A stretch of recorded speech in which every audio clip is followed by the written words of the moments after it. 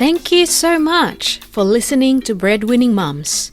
We really appreciate your continued support over the last year, and we're happy to announce that we have published the Breadwinning Mums book. Yay! This book is based on the conversations from the Breadwinning Mums Season 1 episodes.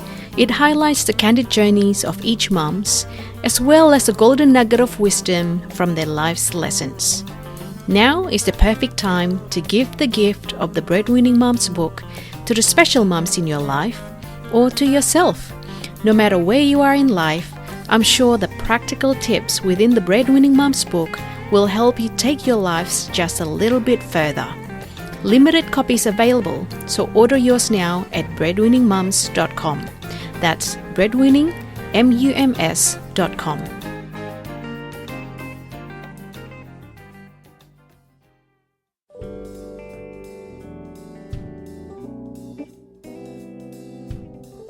Coming up next on the Breadwinning Mums.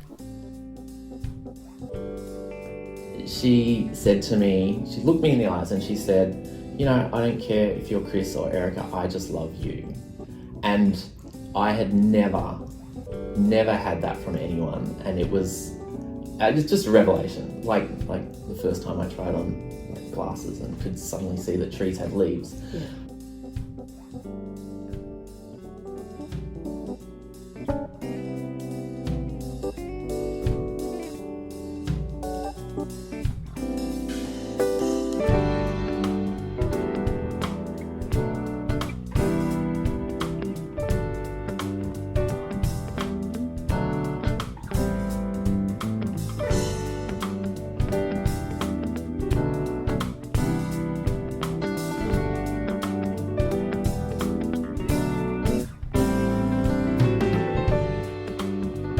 Hello everyone, and welcome to the Breadwinning Mums podcast.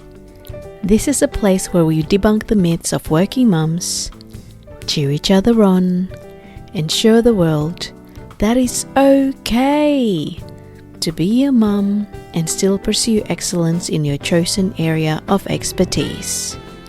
Today we're chatting with Erica James, who is not a breadwinning mum, but an inspiring woman nevertheless. Erica is a Business Systems Analyst for the Ku-ring-gai Council.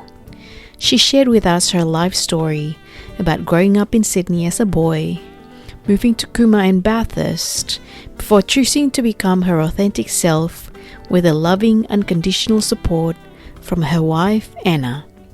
Here we go with Erica James.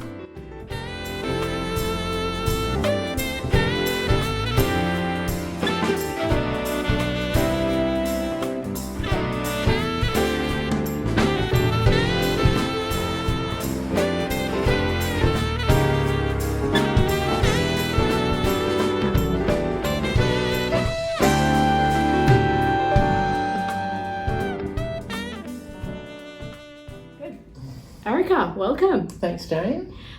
So we've never actually met one-on-one before. Correct. We met in one of the ASA meetings. Do you remember when it was? It was 2022, I think. Was it? That recently? Yeah. Wow. Time's been time's really dragged, I guess. Yeah. It was a panel of a few speakers, you being one of them. Yeah. And it was a celebration of LGBTIQ plus community. Okay. But for those listening who don't know who you are yet, can you tell us a little bit more about yourself? Yes, I am Erica. I am very excited to be turning 50 this year. Oh, wow.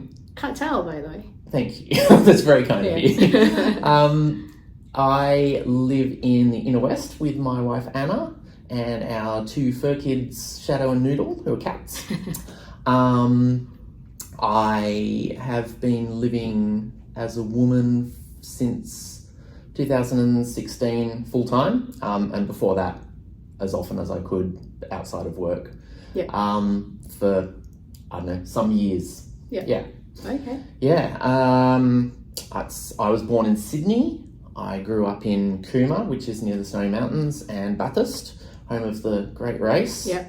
And then I moved back to Sydney when I was 19. Okay. Yeah. Perfect. And then it took me a long time, but I eventually discovered the inner west. Before that, I was living on the North Shore, which, when you're trans and you're not really out, it's a little bit, I don't know what the word is. Suffocating? Yes. Oh my God, that's perfect. Yes, suffocating. Yeah. But yeah, I had a friend who lived in the inner west, and I came visit, and I was just like, oh, this is a whole new world. Yeah. I must move here. And then I did, and it was great. Yeah. And I've lived in the inner west ever since. Yeah. Yeah. Perfect. Thanks for sharing. Can you take us to the very beginning? So what was the young Erica like, and what was your family like? Okay, so when I remember when we moved to Cooma, that we moved into this little house, and it was dark. It was nighttime when we arrived, and it was a bit scary because it looked like a face. It had Anyway, my dad was a civil engineer, and he worked for the Snowy Mountains Engineering Corporation, who are based in Cooma, or who were then, which is why we moved there. And my mum was a teacher. When I was small, I was really small. I was a very small child. Like physically tiny? Physically tiny. Yeah. I was pretty outgoing though, and I, got on with people. I always got on with girls a little bit better than guys. But, that's... people are people when you're that age. Like, we're talking about when I'm like 4 or 5. Yeah. Anyway, it was when I was around 5 that I started feeling like I was not, like, boy didn't quite make sense. That's in the way that you relate to other boys at the time, or in the way that you related to your own body? I think a bit of both. Yeah. It's, I don't know, gender dysphoria is really hard. And when you're 5, you don't even have the words to explain that sort of thing. So it's hard thinking back, like, what was I actually thinking? But I just knew that boy wasn't right. And I don't think it was on my radar that girl would have been right. But, and of course, at that stage, this is like in the late 70s, early 80s, they were the only 2 options. You're a boy or you're a girl. But yeah, I started to sort of figure out that it wasn't quite right. Something wasn't right. Yeah. But yeah, I did all the things that my friends did, and most of the ones that I hung out with were male because that was what's expected. My best friends were female every time. Yeah. But why was that? I think I just felt like I could be more open with my female friends than my male friends. I think there's a lot of, back then in country Cooma, you had to be tough and strong and, cool and things. And, I wasn't really, I loved riding my BMX. I loved doing jumps on it and trying to do wheelies, and I was terrible. I was not a very coordinated child. But you were doing it for yourself rather than and to fit in, I guess. Yeah. I guess. But yeah, I enjoyed it. But it's not like I wanted to do the stereotypically girl things, like, I don't know, play house, and actually I did quite like playing house. But Barbie. Stuff like that. Yeah. I was a bit jealous that my sister got a Barbie doll for one Christmas, and then I think the next Christmas I got a Ken doll, and I was like, I don't want that. So was it just you and your sister growing up? So I had a brother. He died when I was 6 in a car accident. Oh, so sorry to hear that. Yeah, so I was 6, he was 12. He was going on a scout trip down into Victoria, and they just went off the road, and Wow. How did that affect? Obviously, it might have a tremendous impact on your family. I feel like, so my mum, I don't really know about my dad. So my dad and mum, they kind of separated, I think, when I was 5. Okay. Around the time when you started feeling like this isn't comfortable, like your body's not comfortable, the way you relate to others isn't comfortable, you think? Yeah, maybe. It was around the same time. I don't know if it was before or after, and I don't know about cause and effect. Yeah. Maybe it was just with Dad not around, maybe I felt like I could think about those things a bit more. I'm not sure. But yeah, so I don't know if my dad was really affected by it.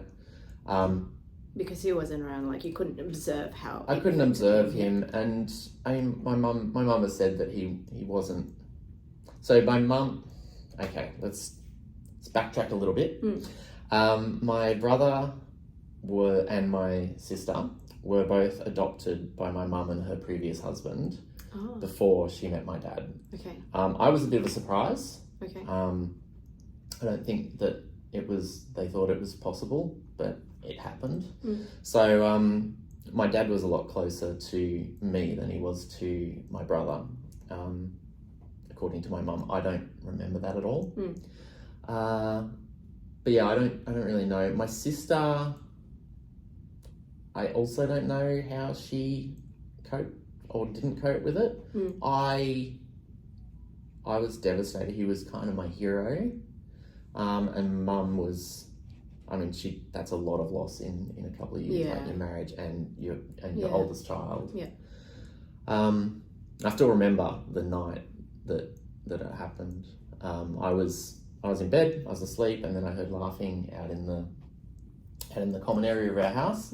I was like, oh, and it kept going and going. I was like, oh, I need to know what's so funny. So I came out, and it wasn't laughing. It was, my mum was with a couple of friends who were consoling her, and she explained, and I don't know how much I understood, but I think by the time the funeral came around, I kind of knew that was it. Yeah. So then it was my sister. She's 4 years older than me. So it was just us growing up. I was really popular in primary school. I don't know why, but anyway, just going from year 5 to year 6, we moved to Bathurst. So it was a whole new city in inverted commas, of course, because it's not very big. Well, compared to Cooma, it's slightly bigger. Compared to Cooma, it's not that much bigger. It's like, I think 4 times bigger. So we moved to Bathurst, and the reason we went to Bathurst was because I was going to be enrolled at All Saints College as a boarder when I started high school. Oh, okay. But Mum wasn't able to get any teaching work in Cooma. Like, there's just not enough schools.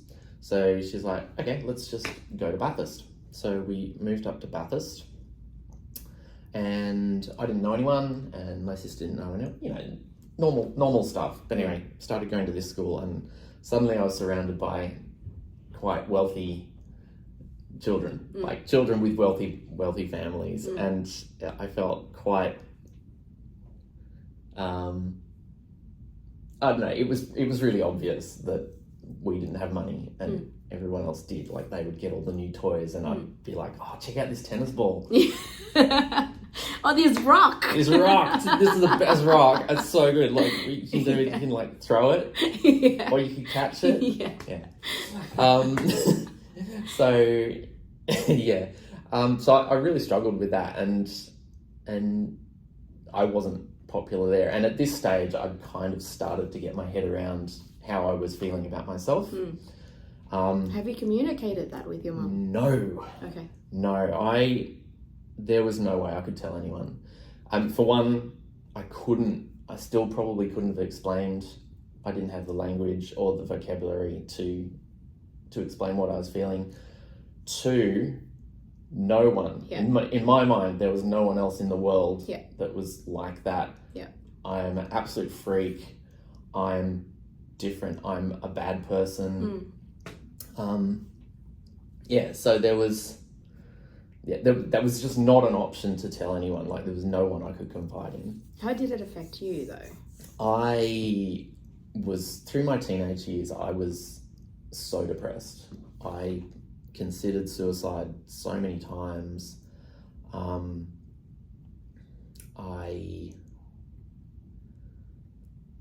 I always blustered my way through it. Like, I still do this. Like, I use comedy to cope with things that are maybe quite upsetting, rather than actually dealing with them. Yeah. Which is what my psychologist and I work on. Yeah. Which is good. But yeah. So outwardly, I was this happy kid. Like, as far as anyone could tell, I was happy all the time. Yeah. Always in a good mood, always ready for fun. Yeah. But I wasn't like that at all. Yeah. That's not how you feel deep inside, but that's the mask that you put onto the world. Yeah. To fit in. Yeah. Okay. Like in Cooma, where we lived in Cooma North, like there's a lot of bush around it. Or there's bush on one side of it, and we used to, like, me and my friends, we used to go up there and just escape. Like, you have your own little world. We weren't part of, the society that you actually lived in. So we could have our little adventures, and anything was possible. Like, you could be anyone, not tell anyone that sort of thing. But like there was an escape. Yeah. In Bathurst, it's farmland. Like, it's all open. Yeah. There's, like, unless you've got a car, you can't really go somewhere where you can't see civilization. Yeah. So there is no break from the stereotypical role of a boy that you need to really fit into. That's a really good way of putting it. Yeah. So I struggled there a lot. And I mean, going through teenage years is probably difficult anyway. Yeah. So, but yeah, I was disappointed that I didn't get my period. I was disappointed that I didn't start to grow. But not that I expected those things to happen, but it was still disappointing. Yeah. Like, I wanted that. Yeah. Yeah. So how did it feel when you first started, getting hair? It was... I don't think I'd realised how much hair was going to become a recurring theme of pain for me for the rest of my life, until even last Friday, which I'll get to. Yeah. But I think at the time I was like, oh, good, I've got armpit hair, so I can keep hiding that I'm... don't feel like a boy. Yeah. I think I went to the gym twice maybe, but I did a lot of, I used to chop wood for our fire at home. So I became quite muscular. I was a fit young boy. And no dress sense, I didn't care what I looked like. I used to just wear like tracky dacks and track tops that my mum would make out of offcuts, and everyone else wearing jeans and stuff. And I think when I was around year 9 or 10, I think I started to worry a little bit more and try. But so never told anyone that I was a girl. You went to the All Saints College? All Saints College. That's a Catholic school, right? Not Catholic, just Christian. Christian, co-ed? Yeah, thank God. Oh, God. I would not have coped at one of the boys. Yeah. But I remember going through high school, like early on, it was must do boy things. So I started off playing rugby, and I think I played one game, and I think I touched the ball once, and as soon as I had it, I just kicked it because I didn't want to get tackled. I was not into it. I mean, you were there. So yeah, I very quickly went, you know what? I'll play hockey. I don't care if it's the more effeminate option. Like, I don't care. I don't want to play rugby. So yeah, I rebelled. Yeah. I played hockey. Did you have any girls have a crush on you at the time? Let's see. And this is probably quite interesting as well, because it's not about gender, but it's how you identify sexually as well. Yeah. So I had a couple of... Okay, so my first real girlfriend, her name was Keiko. If she ever hears this, I don't even know if she'll remember, but we were in year 8. We went out for a little while. She was so lovely. And... yeah, she was my first kiss. Oh. Her parents will be disappointed to hear. Though I doubt they're still alive, but yeah. So yeah, I mean, I always liked girls. I wanted to be I wanted to have girlfriends. I wasn't a very, once I was in high school, I was not very confident because I had this underlying shame, this underlying secret that I had to, that was always in the back of my mind. And so I had relationships, and they would, I mean, in high school they're generally pretty short anyway, but I had a lot of crushes. And I think people had crushes on me, but my self-esteem was so low that I don't know. I wouldn't have known if they did, because I would have assumed that was not the case and I was fooling myself. But I did lose my virginity while I was at high school. It was rushed. It was very rushed. We I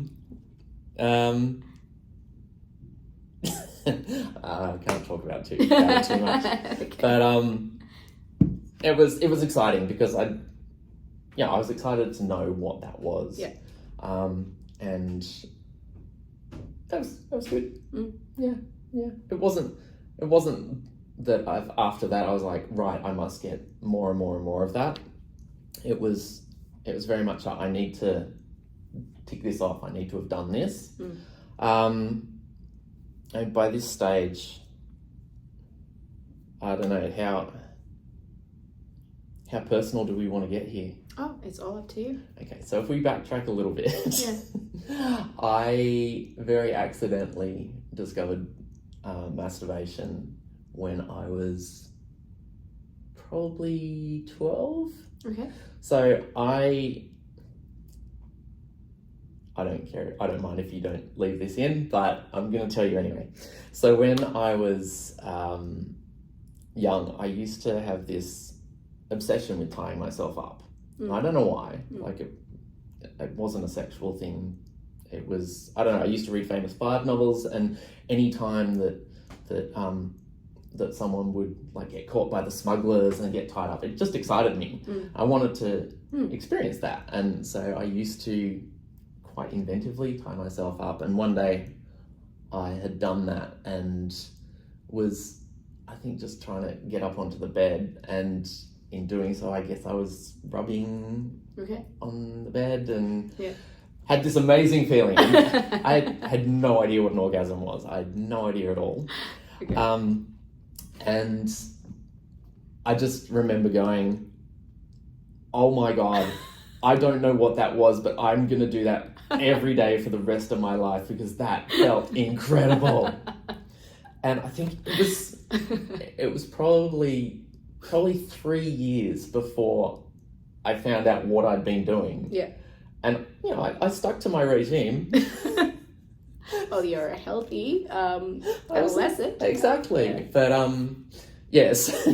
So, and then I learned, you don't have to actually go through all that rigmarole to have that feeling. You can get there a lot different easier. ways to get there. And then it turns out, sex could work too. So, that's my funny first orgasm story. Yeah. So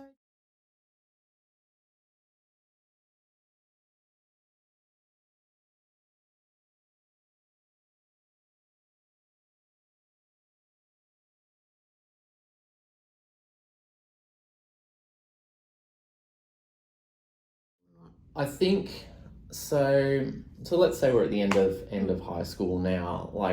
I know that I would like to have breasts and to not have a penis and to have nice hair and to be able to wear a dress. And how did you get there? I think I just borrowed some of my sister's clothes and wore them and went, this feels right, but I don't have the body for this. I want the body for that. Okay. So you didn't even see anyone or hear anything. It was just based on just daily experiences. No. So at this stage, I still didn't know that it was possible to be transgender. I didn't know that was a thing. The first time I knew anything, this set me back a little way. We studied in English. We watched the movie Psycho by Alfred Hitchcock, and towards the end of it, one of the police officers says about Norman Bates, who's dressed as his mum and kills people. So he's a transvestite, and it's like, okay, someone who has a male body, but is there is a name. There's a name. Let's go with that. It's transvestite. So that's what I thought I must be. Yeah. So at least that gave me like a bit of a label. Yeah. And I'm not bad against labels. I wanted a label because I wanted to know that it wasn't unique. But it still wasn't right. Like, he wasn't doing it because he was transgender. He wasn't doing it because he was a transvestite. He was doing it because he thought he was his mum.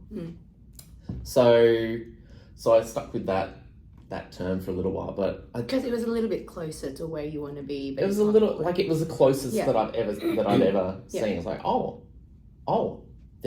there is such a thing as a man who was. It's not just black and white. Who has expressed femininity. Yeah. I was like, that's interesting. Didn't occur to me that maybe it went further, that it could be me as well. So I think when I was 19, I was at uni, and I was still having relationships with girls on and off. But I wouldn't tell any of them, which I got. No, let's forget that. I wouldn't tell any of them that I was that I had these feelings, but I did. I had a really close friend at uni, and she was the first person I ever told, and she was like, "Okay, yes." She didn't like react, like it was weird or freaky or anything, but she did. She also didn't say, "Oh no, that's a thing," but yeah, it was a nice reaction for my first telling of someone. Sort of left it at that. Anyway, so did not finish at all uni. I lasted 1 year, and I probably only worked for the first semester because I didn't like my course. What was it? I was doing visual arts, majoring in electronic arts. Okay. And if I had been doing music, I would have been fine. But I was supposed to be doing art. And apparently, if music sounds nice, it's not art, according to when I did my course. So I didn't do very well. I got very annoyed and upset because I was creating these things of beauty, and it was just like, no, that's not art. Yeah. It's like, why? Yeah. Yeah, anyway. So quit uni, moved to Sydney, and I started working at Macca's in North Sydney, which isn't there anymore. This away from your mum?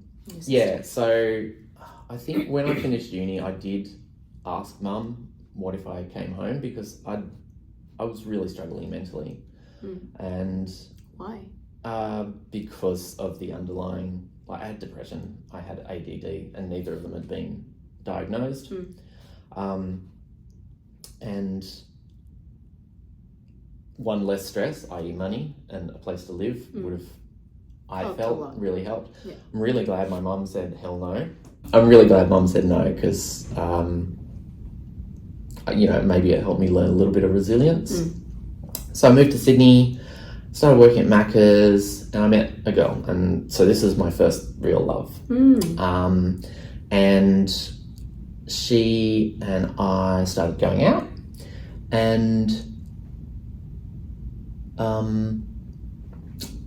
not long after, or maybe not long before that, I'd had a bit of a mental meltdown at work, and thrown some stuff and yelled and basically lost my shit, which was how my depression tended to express. Or I acted out in violence against inanimate objects and yelling. And this would happen like when I was driving, like basic road rage, except just very internal and stuff. If things didn't work, or if things didn't quite feel fair, I'd have these massive explosions of rage, and they were pretty scary. Anyway, so I started seeing a psychiatrist. He very quickly realised that I had depression. This is the first time you've ever seen a professional to help you with your depression. Okay. Yeah. So I think when I was about 15, I think I'd actually mentioned it to Mum, and she was like, "No, you don't need to see a psychiatrist." Like, okay, cool. Mum knows. Why would Mum not know that? Yeah. Cool. So yeah, I was probably 20, 21 when I saw this psychiatrist and got a diagnosis and got some medication, and it helped a little bit. I did tell him about the fact that I had these feelings, and probably around this time I heard the term transsexual. I was like, okay, now no, this is way closer. This is way closer to the right. So I was like, okay, well, I think I'm transsexual.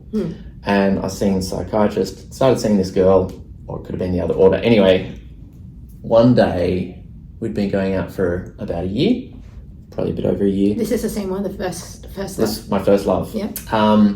And she found a box under my bed which had all of these information, some clothes and things that I used to wear because I lived by myself. Yeah. So I'd wear them when I was at home by myself and could feel like nice and a bit more comfortable. Anyway, she found this, and it was not a good time. So she left, and I threw out. What did she think when she saw that? Did she think it belonged to someone else? Okay, so she found it, and she thought that maybe they were just trophies from past partners or something, which I think is actually also kind of creepy. So I'm glad it wasn't that. Anyway, I found out that she'd seen it, and then I said to her, okay, so I guess you know that I'm a transvestite, because I was still using that term. So yeah, it must have been before I was seeing the psychiatrist.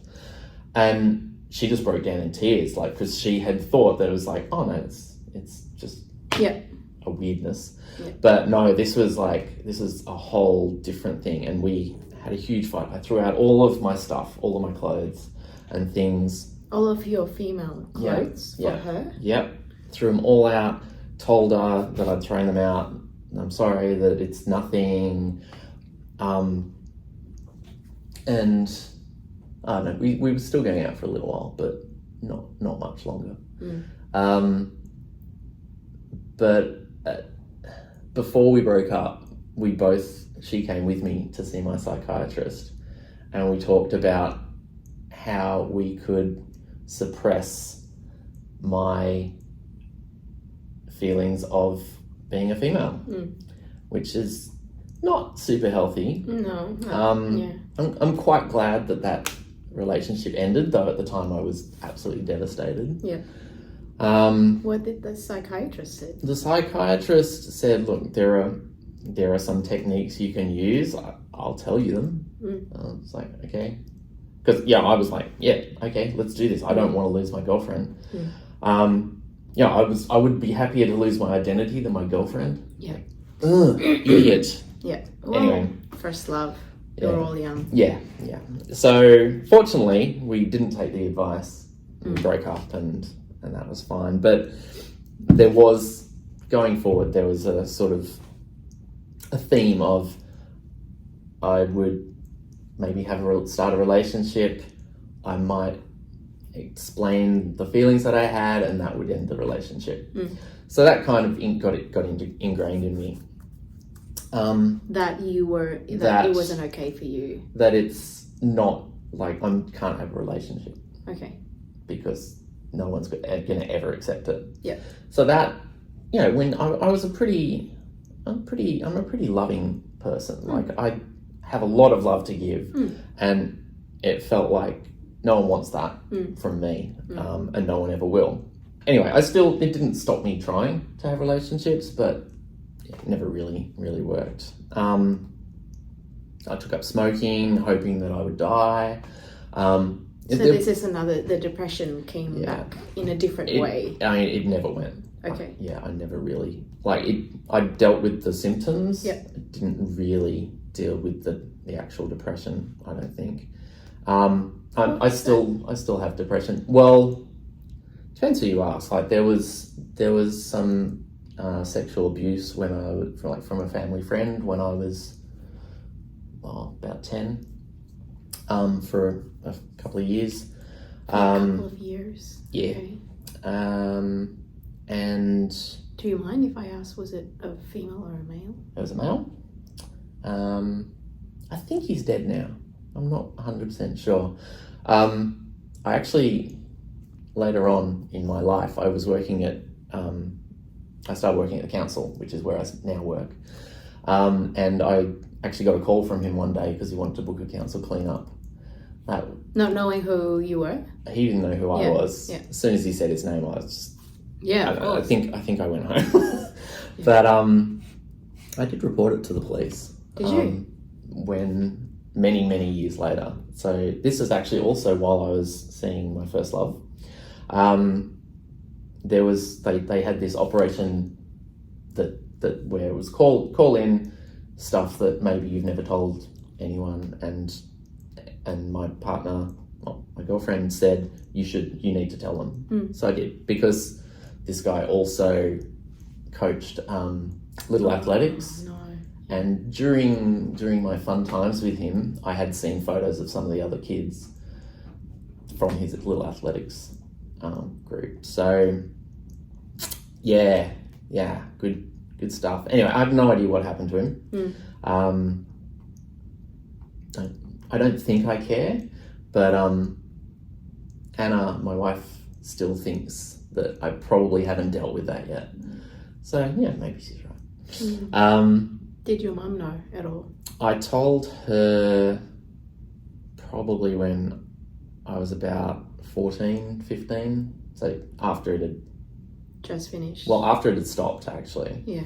And she said, okay, we won't go there, because we used to stay with them when we came up to Sydney.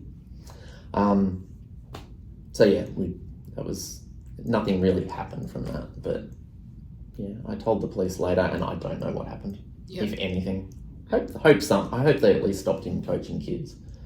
Of course. Working with children is serious that's a huge responsibility. It is. Yeah. How did it affect you, do you think, looking back now? From the moment it started until the moment it's finished? Just because it's ended doesn't mean... I was just so scared all the time that we were going to go to Sydney and stay with them. And I felt really guilty about it, because surely I'm complicit in this. I haven't told anyone. Am I a bad person? I don't know. Yeah. It's really hard. When you hear people talking about the abuse that they had when they were younger. Yeah. And there's this underlying theme of, well, they're the adult. You're taught to do what the adult says. You're taught to... Exactly. Especially when it's someone who's close to the family. Yeah. There is inherent trust and respect for that person just because of the proximity. Yeah. And we've been friends with them since I was born. Yeah. Yeah.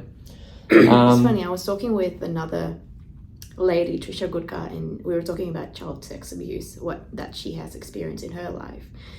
She was abused by uncle that she married into at an early age as well. And at the time, she exactly the same thing that you mentioned. She just kept on thinking, was it my fault?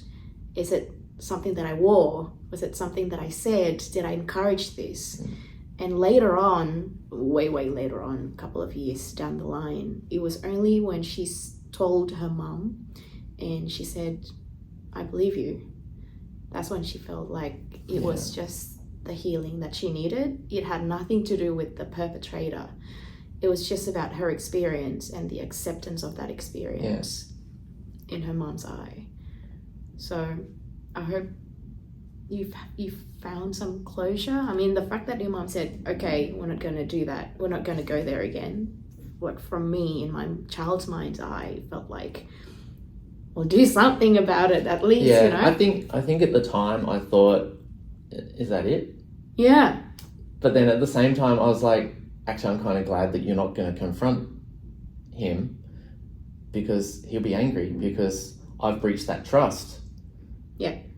That I had to feel. Yeah. Well, it happened for a couple of years. It's so messed up. It is. When you're at that age, your brain's not developed, you have no idea which way is north and south, and you do feel complicit in it for some reason. I do remember when I was about 12, we were going overseas to visit my mum's family in England, and at the airport I found a book that was called It's Okay to Say No. And I said, Mum, I want this. That was as close as I ever went to telling her that there was abuse going on. She didn't pick up the hint, and she said, you don't want that. It's like, yeah, okay, fair enough. So yeah, I did try once. Yeah. Are you angry? Are you still angry at her for some element? No? I don't think so. Nah, I just miss her. She died 4, 5, how long are we married? She died 6 years ago, maybe? Just before you got married? Yeah. Yeah. I got my best friend to carry her ashes down the aisle as a Vegemite jar as a surprise. She was less than impressed. So there was that trauma. Yeah.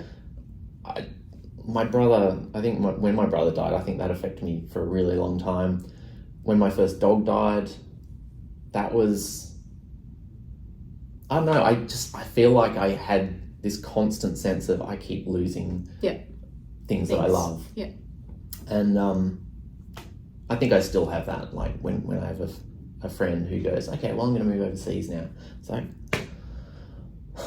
really? Please don't. Yeah. Had more relationships, more failures, but probably when I was around 26, 27, I think I decided, stuff this, I am going to express myself. So I was working at a different McDonald's. I worked at McDonald's for 7 years. Woo! Hey, teach you some stuff. Living the dream. It doesn't teach you stuff for that long. Teaches you stuff for maybe the first couple of months. After that, you've learnt it. No offense to people who work at Macca's. Actually really loved working at Macca's. I made some really good friends there and had a lot of fun. But anyway, so we were having our Christmas party, and I was like, this is it. I'm going as a girl. So I bought a dress.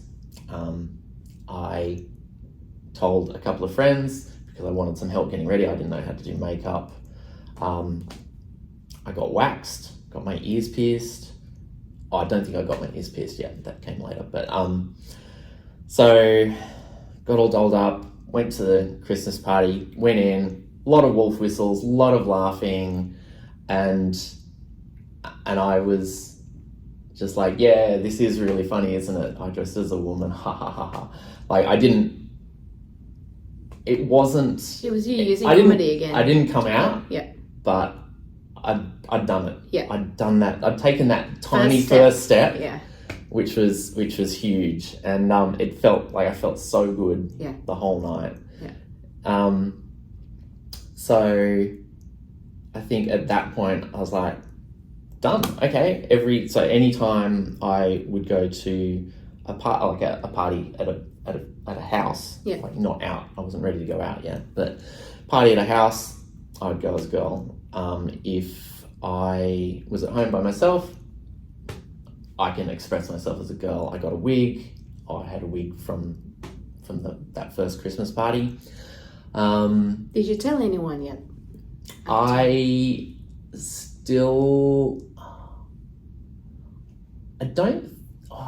probably did actually. I probably told my best friend Mimi that it was more than that. Yeah. And I think the two people that helped me get ready, I think they knew. So and they were accepting of that, and so you started to build confidence around trying to show people who you truly. I think at this stage I was using the term permanently pre-op transsexual. because I didn't really want to get rid of my penis. I don't mind having a penis. It's not a hard thing to have. And a lot of people with gender dysphoria absolutely hate their genitals, and have to get surgery. I'm like, no, it's there. It can be inconvenient, but it can also be very convenient. Like if you're camping, I know. Bushweed. Bushweed, so good. So I started using that term, and I started going to parties and stuff, and then eventually, I think I just said, I think I'm going to live as a woman at some point. Yeah. And I think I started to be open about that, and that. When was this? When did you? I was probably 27, 28. Okay. So not long after that first Christmas. Wasn't party. long. Okay. Yeah. It's a slippery slope, you know. How? Why? In a good way. Okay. No, I was making a joke about all of the marriage equality bullshit that was being bandied about when same-sex marriage was under fire. Like, oh, it's a slippery slope. Soon people will be marrying dogs. Oh. Yeah. So, okay. All right. I was using humour. Yeah. So when did you first meet your now wife? Okay, so in 2010, I was going to an annual thing that we went to, like me and a bunch of friends. We'd go up to the mountains, Blackheath, and we'd stay in a house, and we'd make our own lots of gourmet food. We would drink excessively, have saunas, stand outside in the cold. Nice. It sounds like that hideaway at Cooma when you would go out to the bush and do your own thing. Yeah. So I'd been there once or twice. Anyway, the next time, my friend Karen couldn't go, and so someone got a ring-in, and this ring-in was Anna. So I went up on the Thursday night or Friday night, and it was raining, it was stormy. I went up on my motorbike, all black bike, all black leathers, black helmet, not very intelligent riding in stormy nighttime weather in all black, but whatever. Turned up, walked in the back door, and I said, "Oh, hi, you must be Anna." And Anna, like, I was very confident. And I've probably just had a little bit of adrenaline because I've been riding the motorbike in the rain, and it's, it can be slippery and a bit scary. So I walked in and she was like, oh, he's very confident. Yeah. Oh, this is quite nice. Yeah. So anyway, I said hello to whoever else was there, and then I went up to where I was going to be sleeping, and I got changed into like some long stripy socks and maybe some short shorts and a pink t-shirt, and basically quite not masculine in any way. Came back downstairs, and she's said, like, "Oh, this is that person." Yeah, okay, now I get it. Yeah.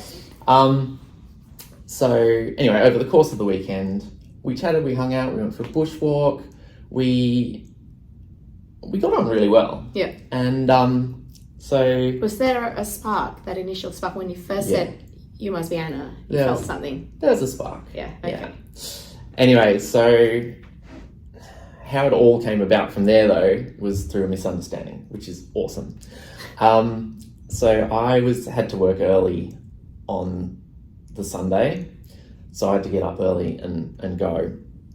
And I was sleeping in the sort of mezzanine level, and everyone else wasn't going to work on the Sunday, so they were all partying and stuff, so it was loud. And Anna said, "Oh, well, you can sleep in she had one of the bedrooms. She said, "Oh, you can sleep in my bed if you want." I was like, "Oh, okay." "Oh, I like the sound of that. I'll stay up a bit longer and have a few more drinks." So she meant I could go and sleep. Yeah. Because it's quieter in there, but I took it as, let's sleep together. Invitation, yeah. Yeah, it was an invitation. So I was like, I'll stay up and have another drink then. Yeah. So anyway, we went to bed and we kissed, okay. and in the morning I had to leave pretty early, but I left my phone number on something. Nice. But she knew who you were, as a Knew who I person was. as well, and was accepting. She knew, yeah. So you were you had a comfortable start. Yeah. Like you didn't have to hide any part of you going into this new relationship. No, it really helped that she already knew. Yeah. At this stage, I would be introduced as this is Chris / Erica, and people would call me by either name, and I'd answer to either, and that was fine. I was very open about it at this point, and I now knew that I was transgender. Yeah. I knew what it meant. I knew after a few hiccups, I knew that it didn't mean I had to have surgery. It didn't mean, I used to have all these preconceived notions that you weren't transgender unless you did want to have surgery and all of everything. I didn't want to. So for a while I was like, oh, maybe I'm not transgender. But it turns out it's fine. Yeah. They're just their body parts. Yeah. And excuse the ignorance, but what's the difference between transvestite, transgender, and transsexual? Okay, cool. So transvestite is, I think, always a male who dresses as a female purely for sexual pleasure. Transsexual, it used to be, it's not really a term that's used anymore, but transsexual is a woman who has a penis, put simply, I think. Sorry if anyone's listening to this who knows that is actually not correct. But this is that's what I thought it was. Okay. But someone who was born biologically as a female but also has a male genitalia? That would be that would be if they were born female, born with a vagina, and then had sex change surgery or sex. That's transsexual. That I don't know. Okay. I don't know. Whereas transgender is where your gender doesn't align with your sex. So my sex is male. I was born with a penis, no boobs. I don't have ovaries or a cervix, but I'm a female. And a transgender man is someone who was born with a vagina and a cervix and ovaries, but they know that they are male. Yeah. Okay. Thanks for that. Okay. So you had a good start. We started dating, we started seeing each other, and then we had a little hiccup. Well, we had a potential hiccup. So I had organised with my workplace that in February in 2011, I was going to do a trial month living full-time as a woman. My psychologist had suggested it because a lot of people have a romanticised view of what it is to live as the other gender. So I'd organised it well in advance with my thing, and we'd been going out at that stage. So we met in September, and this was going to be in February. So about 5 months. And coming into it, it was like, okay, well, we both know that this could be difficult, and this could, we don't know how Anna is going to, we didn't know how Anna was going to feel about being with someone who's now expressing entirely as a woman. So we were like kind of prepared for a maybe breakup. Anyway, about 10 days into what I like to call Erica month, she doesn't even remember this, but this was like the seminal moment of my life. She said to me, she looked me in the eyes and she said, I don't care if you're Chris or Erica, I just love you. And I had never had that from anyone, and it was just a revelation. Like the first time I tried on like glasses and could suddenly see that trees have leaves. Absolute revelation. I was like, this is so good. So anyway, that's You are never leaving me, Anna. Yes, you may never leave. But it wasn't even that. It was like, it's like, this is something that I never thought. It's an unconditional acceptance. Like, I'd had at that point, so this would have been this is 2011, and so how old would I have been then? If I'm 49 now, 13 years ago. Okay, so 36. 36. So I was 36 years old, and since I was 15, so over 20 years, I had thought and had it reinforced that I would never be able to be loved. As you are. As like I you am. have to be. As me. Yeah. And suddenly all of that gone. So, I'm really glad that we are still together, but I feel like I would have gone into the future, like if we had broken up, I feel like I would have gone into the future with more hope. Well, with a lot of hope, and it was pretty amazing moment. She's a pretty amazing woman. So you did that trial, and then you did the trial. Came to the end of it, and was like, I need to do this. Yeah. And spent the next 4 years trying to get rid of my facial hair permanently and failing. I still shave every morning. It's very distressing. And also I had gone a little bit bald before I started I'd gone as bald as I am now before I started hormones. So yeah, hair has been an ongoing issue. Okay. But my point about that was 4 years later, I started hormones, and 5 years later, 2016, June 17th, which I celebrate every year as my other birthday, June 27th, I started hormones and living full-time as a woman instead of and the only real difference was that I now went to work all the time as a woman. Like before that, I was at home, I was always female. Yeah. And breast implant as well? I did not. Oh. The hormones have grown these naturally. Okay. Yeah. Before that, I was using breast forms. But yeah, it's quite nice having my own boobs. Yeah. I sometimes shake them at Anna just to be weird and annoying. Yeah, I love that. So Anna and I don't get a period, but I do have a menstrual cycle. No way. So Anna and I kind of synced up. Yeah. And so I kind of know when she's going to be getting her period, because I start to get very sensitive boobs and I get a bit edgy. Yeah. When we first realized that we'd synced up, that was a pretty cool moment. It's like, oh yes, that's it. Oh my god, I have a menstrual cycle now, which I don't know if it's a menstrual cycle. It's a something cycle. Yeah. So nice. So you're married now to Anna? So yeah, in 2018 we got married in near Blackheath in the Megalong Valley, because that's where we'd met. We had a lot of people there. A lot of the reason that we got married was that same-sex marriage had now been legalised. We could have a wedding and invite our gay and lesbian friends without it rubbing it in their face that you can't do this. But yeah, it was a celebration. I think we were always going to get married. But yeah, we had a lovely, it was a big party. It wasn't very formal. There was only one speech, and that was Anna and me saying a few words. Apart from that, it was nah, let's just dance, have fun, eat lots of food. It was lovely. And we've been married for 5 years now, and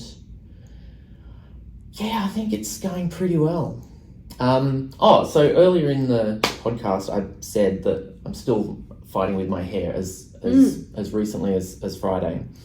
So on Friday night, Anna and I were sitting on the couch just chatting, or maybe playing some word games on our phones, and we had a photo, what's it called? Slideshow of photos from Anna's account on the television. It's just playing through, and a photo came up from when we were in Tasmania at New Year's. And I'm it's looking out from a lookout, and I'm facing outwards, and I think my friend Karen's there.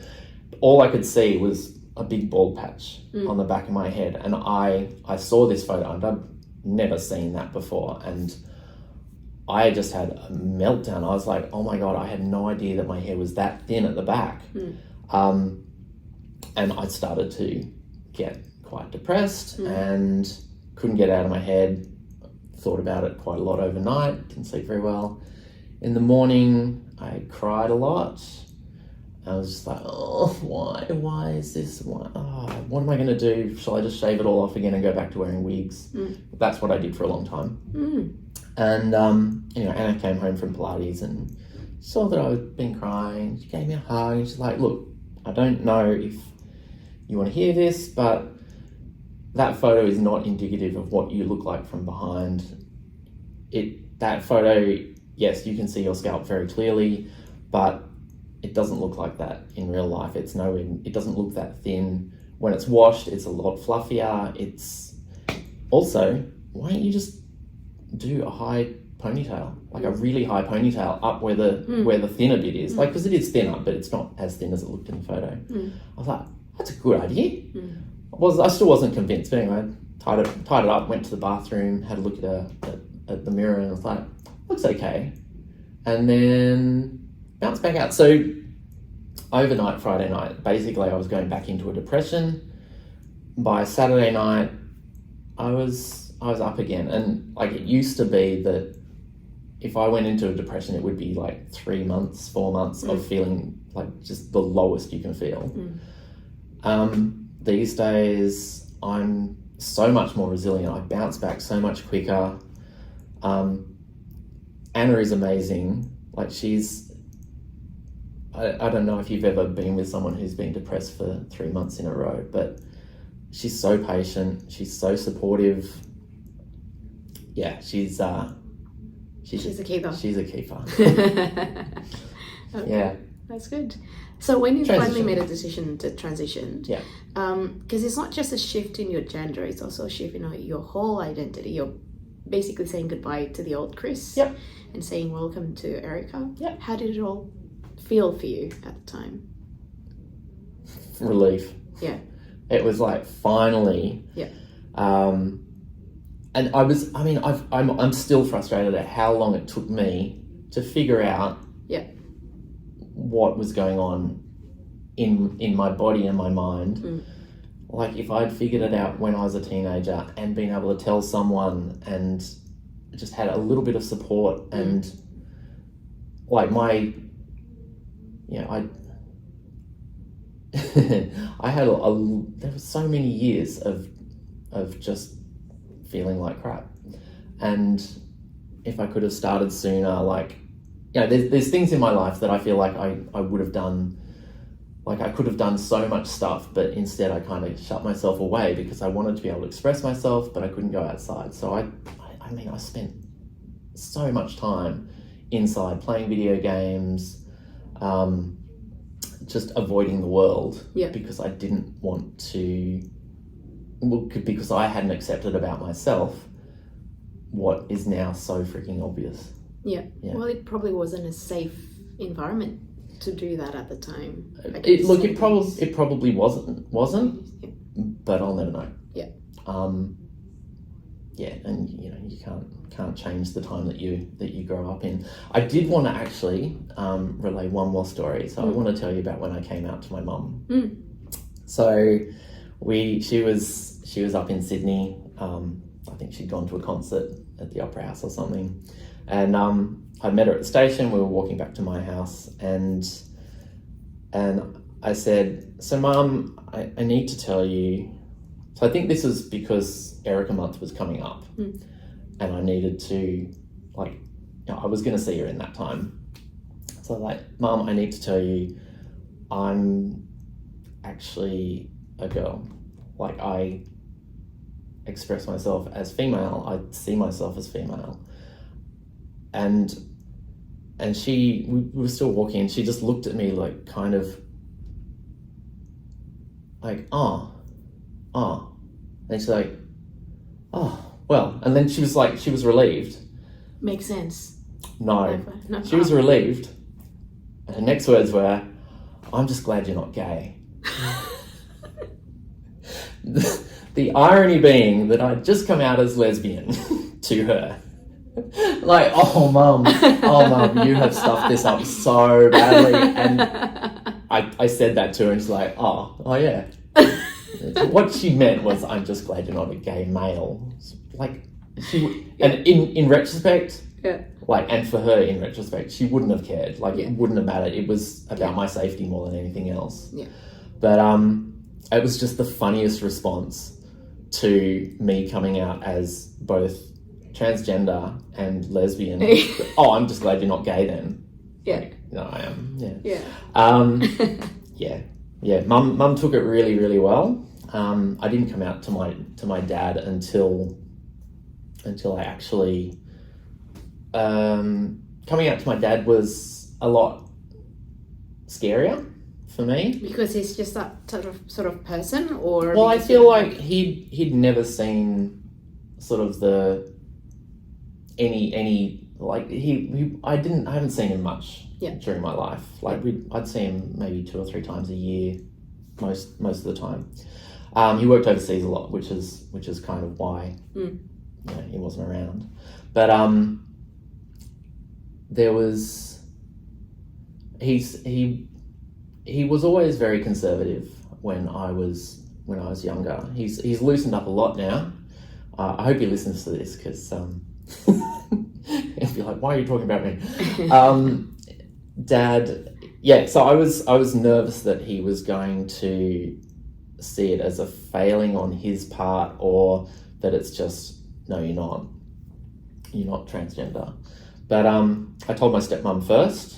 She kind of broached the topic with him, and then he called me back to talk about it. Yeah. And I was fine. I shouldn't have been scared. Yeah. He took it fine. He looked like, he's very scientific. He's very logical man. So he looked at it from the scientific point of view, from biology and stuff. And yeah, I think that really helped him understand what it was. And yeah, like, my family were amazing. Yeah. What about your sister? My sister is very supportive. She lives in Queensland, so I don't see her ever either. But did you ever come out to her, or did she hear it from your mum?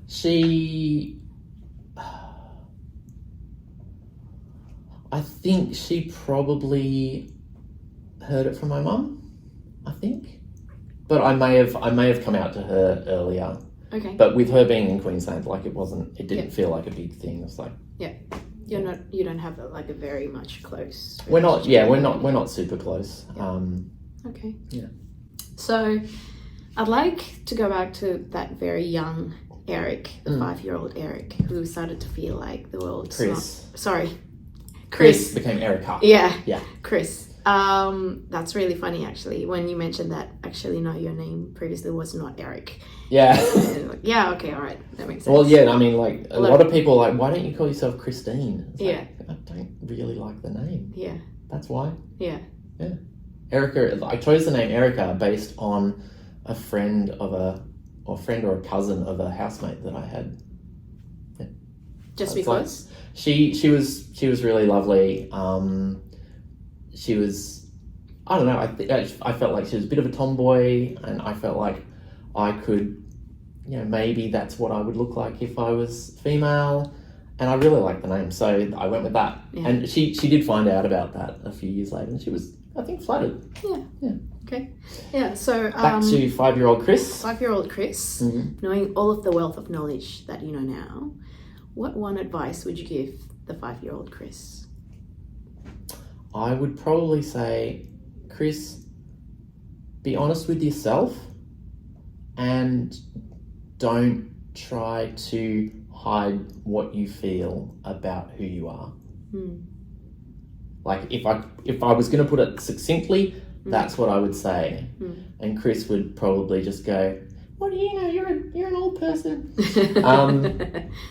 Yeah. Because it's really easy to say, just be true to yourself, but finding bravery to be true to yourself is a little bit the tricky part, right? I think if you can find someone that you can trust to talk to, I think that really helps.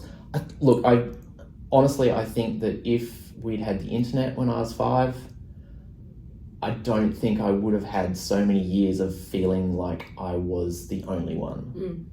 Because all of that information is out there. Even back then, if there had been internet with the knowledge that people had then, although it may have been like described in a negative way, at least I could go, oh, well, but that is a thing. It's not that I just have a broken brain. It's not just you. Yeah. So yeah, Chris, you're not the only one. You're not that special. Be honest with yourself and find someone you trust that you can talk to. And your parents love you. They're gonna accept things. They may struggle to understand things, but you know, in the end, your parents mostly just want what's best for you and what's going to make you happy as a child. What did you wish that your parents were able to give you at the time when you were 5?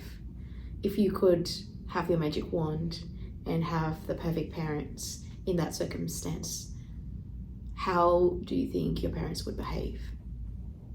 Or what would they say? What would they do? So I feel like my mum actually saw some like femaleness in me. It would have been amazing if mum had said, you seem to, like, do you want to wear a dress today? I don't know. I honestly don't know, because like being male or female is not just clothes. There's so much more to it, but just that little step. Curiosity. So yeah, like curious, like go, oh, why do you want to wear a dress? And actually want to know the answer, not be fearful of what the answer might be. Yeah. I've got a really good friend who has a child, and for a couple of years he just wanted to wear a dress all the time, and that was fine. And then he was like, oh no, I don't want to wear that now. And yeah, so I think allowing a child to be able to experiment with how they express themselves and give them the options. I mean, I'm not saying, oh, do you, like, say to your son, do you want to wear a dress? Or saying to your daughter, yeah, there aren't any like really just guys wear this. Yeah. Or maybe Y fronts. But yeah, like being, and just being, yeah, like going to a shop and saying, pick out something. Don't take them to the boys section, don't take them to girls, just take them in, grab whatever they want. Which I think I know a few people who have done that with their kids, and they've been surprised when they've grabbed a certain piece of clothing and then happy because the kid's happy, and then later on they don't want to wear that and then they do again. And yeah, it's not just because someone is learning about themselves and how they want to express themselves doesn't necessarily mean that they're transgender or whatever. Gender questioning is, I think everyone should go through a phase of just going, oh, what am I? I think that's pretty cool. And I have to say, I am really lucky in that I'm transgender from one side of the binary to the other. I think it's a lot harder for people who are non-binary, gender fluid, because boys and girls, let's say the two ends of the spectrum, they've always been catered to. Nothing in the middle. So yeah, I think, and also when the line is that blurry, I feel like it's even harder to express that that's what it is, because it's not as much of a help me clearer definition. Yeah, I guess. Yeah, because it's non-binary. Yeah, I mean, like, gender is a spectrum. Yeah. So for me, it's I give people this visual cue. Like I don't dress ultra feminine most of the time, but I have the long hair. I wear a hairband. I'm wearing pink thing. I have boobs. Like, I give people that visual reminder of what my pronouns are, even though still sometimes it doesn't actually work. But most of the time it does. A non-binary person, you don't, yeah, like, people are gonna go, yeah. So, I think that's really difficult, and I mean, I know that I still misgender. Like, one of my best friends, you've met Taylor, haven't you? Yeah. I misgender them, like, still occasionally, and it drives me nuts. Like, they've been out as non-binary for a really long time, and occasionally it's just because we're brought up in this A or B. There is nothing in between, so it's just we need to relearn and constantly remind ourselves. I wanted to ask you a question. If there is just one advice that you could share with those who are in the middle of transitioning, who are finding it extremely challenging to go against the grain, the suffocation of the traditional society, what one advice would you share with them if there was just one thing that they could do each and every day? Remember, so this is some advice that was given to me when I started looking into my transition. Remember that your transition is your transition. You can do it your way. There are no set rules about what you do, what you don't do. You take it in the steps that you need to take it. You don't need to get surgery. You can get surgery. You don't need to grow long hair. You can grow long hair. You don't need to wear a wig. You can wear a wig. Like, it's your transition. You do it your way, and do it the way that is easiest for you. Like, don't make it any harder for yourself than you have to. And if you can find, like, there are so many groups out there, support groups. They're not support groups as such, but like, there are Facebook groups where you can just go and chat about stuff. And you don't have to chat about your transition, but they're transgender people, and they'll talk about it. And people on all parts of the spectrum of gender, and they'll talk about things like, find people that you can talk openly with, without judgment. Yeah. Perfect. And one last question that I asked all guests is, what's your power song? My power song? Wow. Okay, well, I don't know what that means, but just yesterday, I was talking with a couple of friends about songs that have our name in them, and we realised that from the movie Team America World Police, there is a song that goes, America, fuck yeah. I'm Erica, fuck yeah. That's my power song. Okay. All right, Erica, thank you so much for being here. My pleasure. Such a pleasure to be with you. Oh, thanks heaps, Jane. That was fun.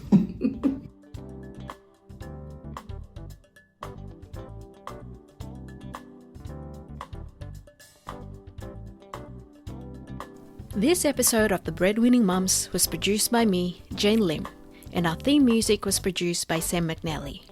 We recorded this episode on the lens of dark people who have passed their parenting story for generations. We pay our respects to their elders past and present, and thank them for caring for country. Connect with us through LinkedIn or Instagram at Breadwinning Mums. Until next time.